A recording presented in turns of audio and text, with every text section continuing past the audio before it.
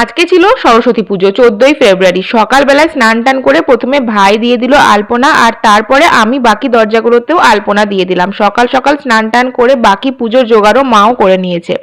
আর আজকে সরস্বতী পুজোটা কিন্তু আমার কাছে একটু বেশি স্পেশাল, কারণ তোজোর আজকে হাতে খড়ি হবে। আর মারাও ঢাক বলেছিল, প্রত্যেক বছরই প্রায় সরস্বতী পুজোতে ঢাক বলাই হয়।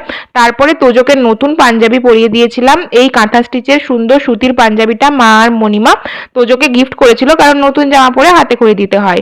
আর তারপরে এই যে এবার শুরু হবে হাতে খড়ির পুজো।